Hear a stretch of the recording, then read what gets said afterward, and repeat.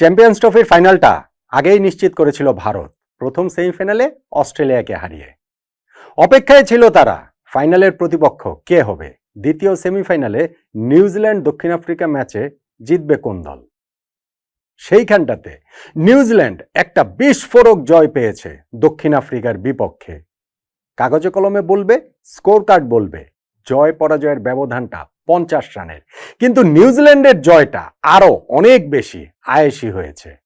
ভারত যেমন ফাইনালে উঠে অপেক্ষায় ছিল প্রতিপক্ষ কে হবে, নিউজিল্যান্ডও তেমনি একরকম ভাবে এই ম্যাচটা জিতে অপেক্ষায় ছিল আনুষ্ঠানিক অপেক্ষাটা কখন শেষ হবে। দক্ষিণ আফ্রিকা শেষ দিকে গিয়ে তারা প্রাইডের জন্য লড়েছে, লড়াইটা একাই চালিয়েছেন ডেভিড মিলার, এবং কি অসাধারণ একটা সেঞ্চুরি তিনি করলেন, যেই সেঞ্চুরিটা মনে করিয়ে দিচ্ছে 2023 ওয়ানডে বিশ্বকাপের সেমিফাইনালে অস্ট্রেলিয়ার বিপক্ষে তার সেই সেঞ্চুরিটা, যেখানটাতে আগে ব্যাটিং করে সেঞ্চুরি করেছিলেন তিনি, দলের মাত্র 212 রানের 15 রানের এরকম একটা রান করেছিল, তার মধ্যেই ডেভিড মিলারের সেঞ্চুরি ছিল, দল জিততে পারেনি। আজকের এই ম্যাচটাও নিউজিল্যান্ডের বিপক্ষে আরেকটা আইসিসি ইভেন্টের সেমিফাইনালে ডেভিড মিলার সেঞ্চুরি করলেন, দলকে জেতাতে পারলেন না, জেতানোর ধারে কাছেও আসলে নিয়ে যেতে পারলেন না, তবুও মাথা উঁচু করে তার বিদায়টা নিঃসন্দেহেই হলো। টুর্নামেন্ট থেকে তিনি সাইন অফ করলেন আরো একটা দুর্দান্ত সেঞ্চুরিতে।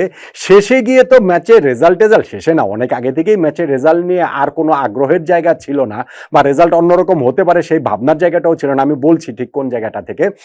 শেষের অবস্থাটা ছিল এমন যে ডেভিড মিলার সেঞ্চুরি পান কি পান না, লাস্ট ওভারে গিয়ে সেঞ্চুরি থেকে তিনি 18 রান দূরে ছিলেন, শেষ 2 বল আগে তিনি তখন 8 রান দূরে ছিলেন।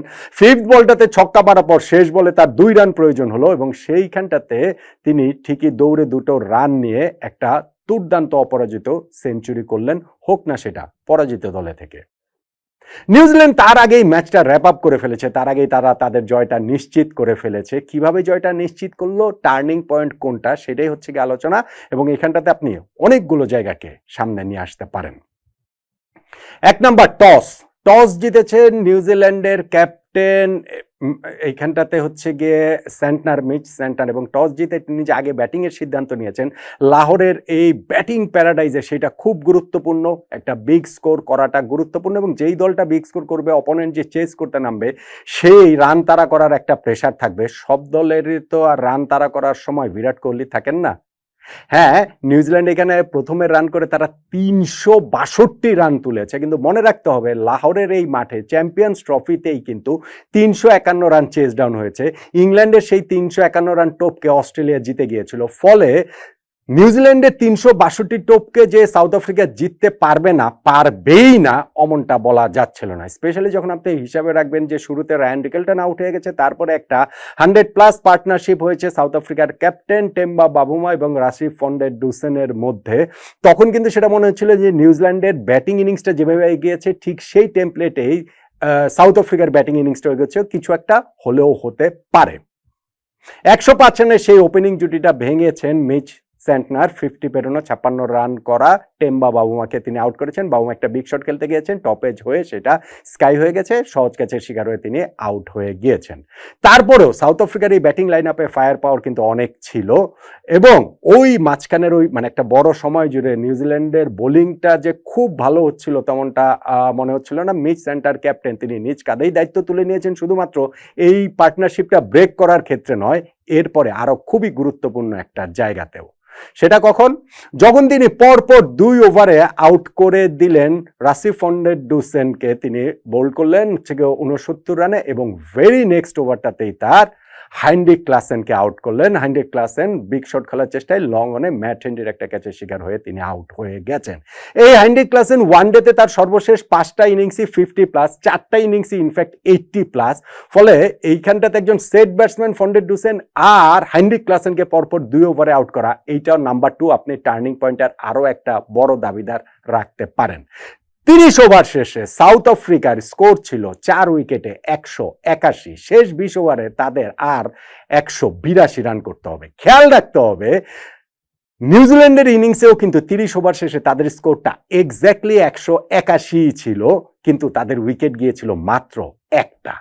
সেইখানটাতে সাউথ আফ্রিকার 4 উইকেট চলে গিয়েছে এবং ওই যে বললাম 27 এবং 29 নম্বর ওভারে যে তারা পরপর দুটো উইকেট হারিয়েছে ফন্ডের ডুসেন এবং ক্লাসেনের, এটা খুব খুব গুরুত্বপূর্ণ।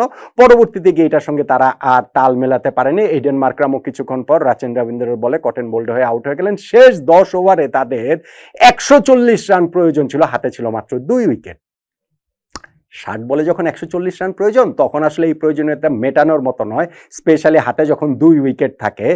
সেই শেষের লড়াইটুকু ডেভিড মিলার করেছেন শেষ 2 ব্যাটসম্যান 2 বোলারকে নিয়ে এবং নিজে একটা সেঞ্চুরি তুলে নিয়েছেন ইনিংসের শেষ বলটাতেই, যেই কারণে জয় পরাজয়ের ব্যবধানটা মাত্র 50 রানের 312 পর্যন্ত সাউথ আফ্রিকা যেতে পেরেছে। কিন্তু নিউজিল্যান্ড এইখানটাতে তারা আরো অনেক আয়েসেই জয় পেয়েছে, সেটা তো বুঝতেই পারছেন।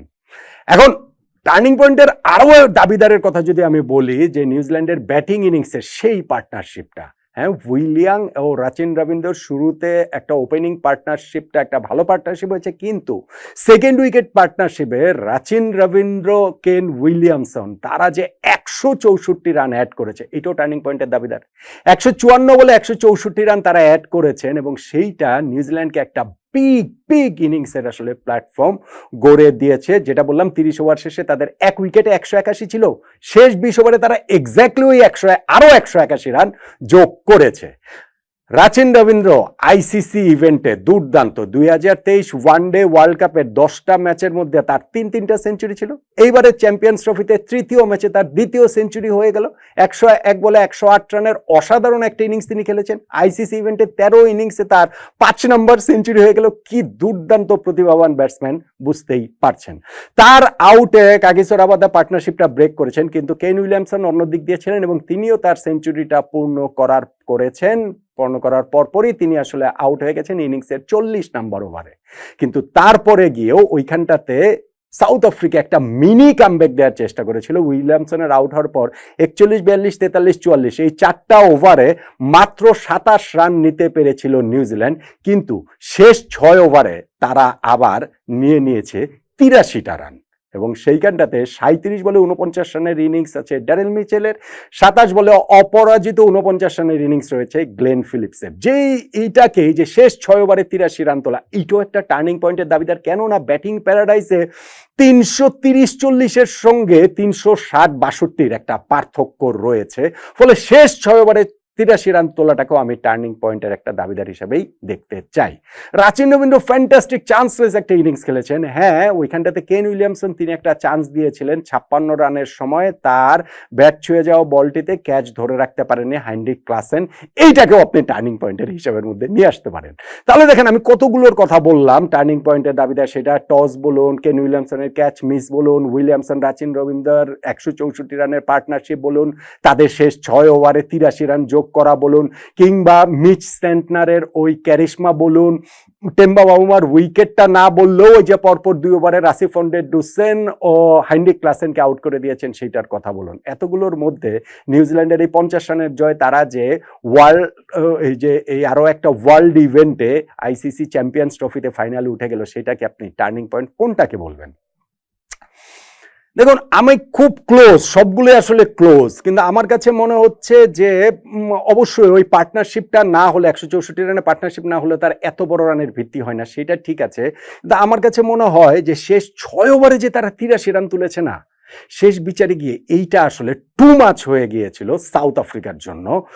এবং ভেরি ক্লোজ থাকবে যে পরপর 2 ওভারে রাসি ফন্ডে ডুসেন ও হাইন্ড্রিক ক্লাসেনকে আউট করে দিয়ে মিচ সেন্টনার সাউথ আফ্রিকার জয়ের ন্যূনতম সম্ভাবনা আসলে শেষ করে দিয়েছেন। আমি তাই টার্নিং পয়েন্ট বলবো তাদের সকল ব্রিলিয়ান্স নিউজিল্যান্ডের সত্ত্বেও তাদের ব্যাটিং ইনিংসের শেষ 6 ওভারে 83 রান তোলাটাই আমার কাছে মনে হয় টার্নিং পয়েন্ট। এবং এইবারের চ্যাম্পিয়ন্স ট্রফির ফাইনালে তারা চলে যাচ্ছে, সেই দুবাইতে আবারও খেলা হবে ভারতের বিপক্ষে, যেইখানে গ্রুপ পর্বের ম্যাচে নিউজিল্যান্ড ভারতের কাছে হেরেছে। ভারত নিশ্চিতভাবে ফাইনালেও কনফিডেন্ট থাকবে, আর নিউজিল্যান্ড এই গ্রুপ পর্বের হারের বদলা ফাইনালে নিয়ে নিশ্চিতভাবেই নিতে যাবে। ফাইনালে কি হবে সে আলোচনা আমরা পরে করব, কিন্তু এই সেমিফাইনালের টার্নিং পয়েন্ট আপনারও কি আমার মতো